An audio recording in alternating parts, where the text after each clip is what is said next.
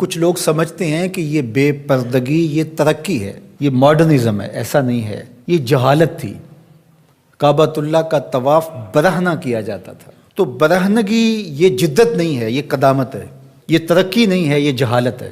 اس سے اسلام نے نکالا ہے اور پردے کی طرف اسلام انسانیت کو لے کر کے آیا ہے۔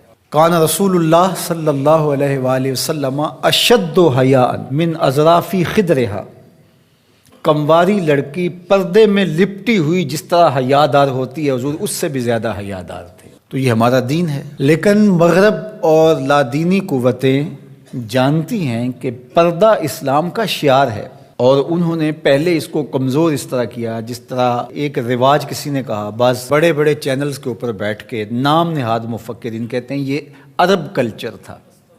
عرب کلچر تو برہنگی تھا، عرب کلچر تو برہنہ طواف کرنے کا تھا، گھروں پہ جھنڈے بدکار خواتین کے چھتوں کے اوپر عرب میں لگتے تھے۔ تو یہ پردے کا تصور کلچر نہیں ہے، بلکہ یہ سنت زہرا سلام اللہ علیہا۔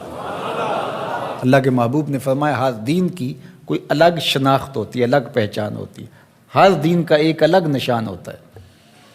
تو اسلام کی وہ خاص چیز، وہ خاص نشان، خاص پہچان پردہ ہے، حیا ہے، اور اگر حیا چلا جائے تو پھر دین بھی چلا جاتا ہے۔ ایک روایت میں فرمایا حیا اور ایمان دو آپس میں جڑی ہوئی چیزیں ہیں، ان میں سے ایک چلا جائے گا پیچھے پیچھے دوسری شے بھی چلی جائے گی۔ تو لادینی قوتیں اس بات کو جانتی ہیں کہ اگر حیا چھین لیں گے تو ایمان اس کے پیچھے پیچھے اس راستے سے جو حیا کے چھننے سے بنے گا، تو انہی قدموں پہ ایمان بھی رخصت ہوتا چلا جائے گا۔ تو لہٰذا ان کو یہ کہو کہ تم ترک ایمان کرو تو یہ تو کبھی راضی نہیں ہوں گے، تو اس لیے انہیں پردے کا ترک کروایا جائے، انہیں حیا کے جوہر سے محروم کیا جائے تاکہ یہ ایمان کے جوہر سے بھی محروم ہو جائیں۔